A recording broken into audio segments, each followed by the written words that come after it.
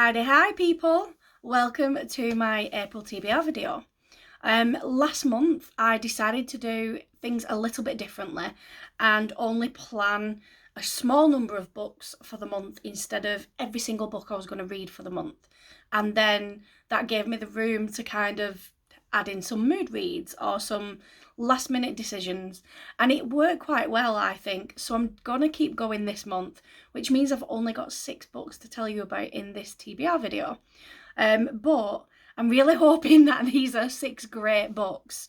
In my last video, that was the Netflix book tag challenge. If anyone watched that, you will have heard me say that I will never ever read a book by Sarah J. Maas. And whilst that is still true, I'm not reading a book by Sarah J. Maas.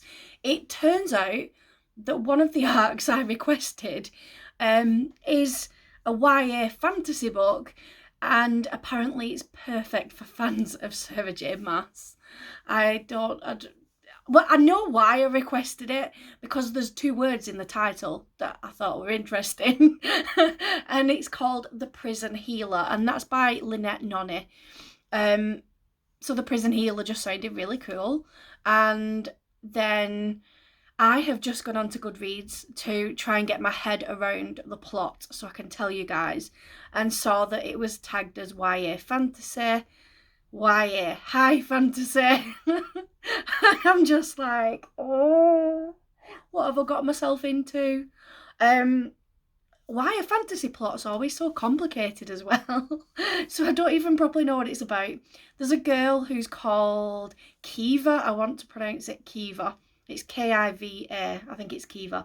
So there's a girl called Kiva who's 17. She works in this really notorious death prison as the prison healer. There's some kind of rebellion going on against the current rulers, I don't know, and the rebel queen is captured and put into this death prison. But she has to undergo some kind of trials that have got something to do with the elements, like earth, fire, etc. And Kiva's job is to keep the queen alive long enough to get her through these trials. So Kiva realises that's probably not going to happen, so she ends up volunteering for the trials in the Queen's place and puts her own life at risk. That's about as much as I understand at this point. I'm desperately hoping that I understand far more when I'm reading it. But yeah, I think it looks good. It's vaguely intriguing. I don't know. What have I done? Oh God. Well, we'll see what we're... Maybe this will be the book that gets me into fantasy. Maybe. Maybe not. Next up is Victory is Greater Than Death by Charlie Jane Anders. The reason I requested this book is because I recognise the author's name, and also because I've vaguely had on my radar a couple of the other books that sounded sort of interesting. I've just not got round to them. So I requested this one. Oh God. This is going to be an interesting month, I'm telling you now. I'm not 100% sure what is happening in this book. Oh my God. This is the shittest TBR video you've ever seen, because I don't know what is happening in any of the books. Right, so there's some kind of intergalactic war going on, and then we've got a girl called Tina who is a clone of the commander of an amazing alien race, apparently. But she gets a bit tired of waiting for her life to begin. I don't know if that's because maybe the commander has to die before she takes over that life. I don't know. It doesn't even tell you. And that's all I know. Apparently she should have been careful what she wished for. That's about it. I'm having a look. Just off screen here is my laptop, and I've got Goodreads open for this book. And it says it's a YA, and think Star Wars meets Doctor Who. I hate both of those things. Jeez. Oh well. I'll be reading it this month no matter what, because I want to get that arc done and reviewed. hopefully I will enjoy it. I think I also, part of the reason that I requested it was because I absolutely loved Illuminate, and it kind of reminded me of that book, purely based on the intergalactic war thing. Jesus Christ, Bekah, what are you doing to yourself? Right, next up is a book that I know what this book is about, thankfully. It is called Autopsy: Life in the Trenches with a Forensic Pathologist in Africa by Ryan Blumenthal.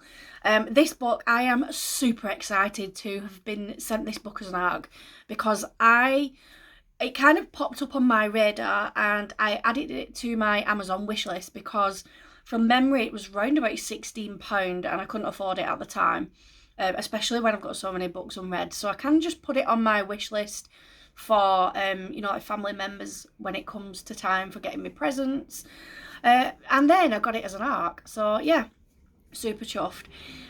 Obviously a medical memoir of a forensic pathologist, but not only is that obviously my thing, if you know, but it's more about the fact that it's based in Africa and like being able to look at different kinds of cases that he works on and the different processes in the system. So not only does he work on things like, suicides, murder, accidental deaths, all the usual, he also deals with cases where people have been killed by African wildlife, which sounds super, super interesting. So I cannot wait to read this one. Then it's time for a thriller, and I'm going to be reading The Others by Sarah Blow. What really intrigued me about this book is that from the synopsis, it sounds like it's set in Israel, and that just like really grabbed me because I haven't come across any other thrillers set in Israel before. So basically we've got a group of women who all get together and make a pact when they're younger, a pact that they are going to choose to remain childless. They don't want to be mothers at any point during their life. And then years later, one of the women who made the pact, she is found murdered, and she has the word mother carved into her forehead, and she's got a baby doll attached to her hands.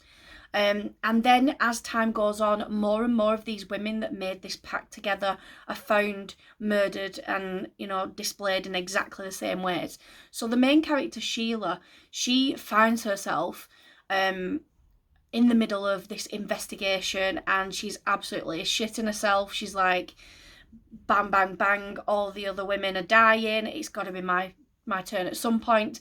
So she's trying her hardest to figure out why somebody would be wanting to kill these women who have chosen to remain childless. Like, why is it such, a horrific thing that somebody's going around murdering them for their choice? So that one sounds really, really interesting and quite dark. And according to Goodreads, not many people have read it. And so, yeah, I'm really excited to hopefully find like an undiscovered treasure and let everyone know about it. Fingers crossed. Then sticking with thrillers, I'm going with a YA thriller next, and that's The Last Girl by Goldie Moldovsky. Now, it says that this book is Scream meets Gossip Girl with a dash of One of Us is Lying.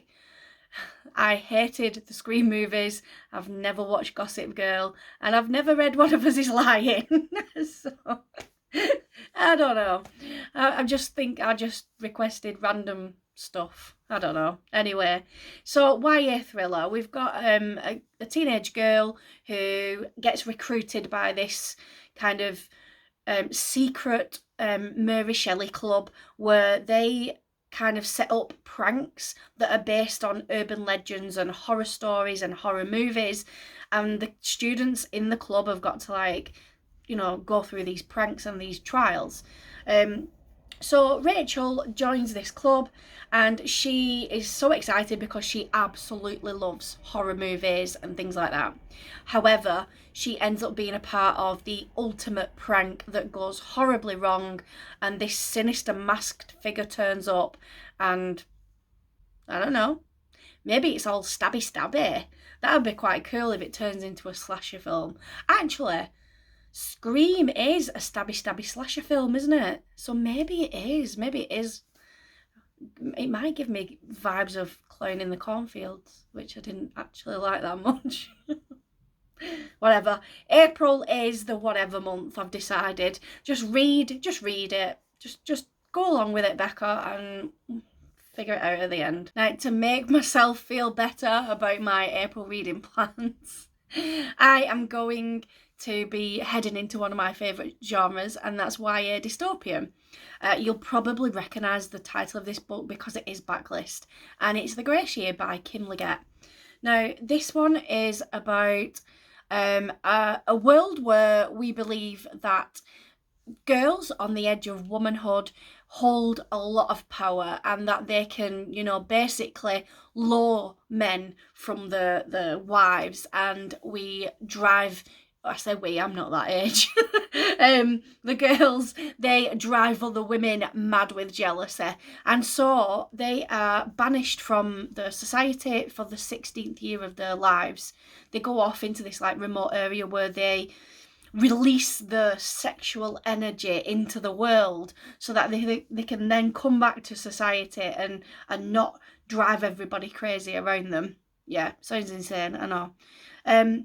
But the problem is that it's not just going off into this remote area that is dangerous. There are poachers out in the woods that would like to kidnap these girls and make a fortune on the black market. Also, the girls are very strongly pitted against each other, and that becomes quite a dangerous situation when everybody is out for themselves. I have heard about this book so many times. I've had it on my TBR for years, since it first came out. I am getting around to reading it this month. Finally, I can't wait. And so that is all 6 of my definite books for April. Obviously, I'm gonna not just read those 6. I usually read roughly about 16 books. So that gives me a lot of room to throw in whatever I fancy, especially if some of these don't turn out as great as I'm hoping. But yeah, so if you have read any of these books, please comment below and let me know. And I will see you all shortly in another video. Thanks for watching. Bye.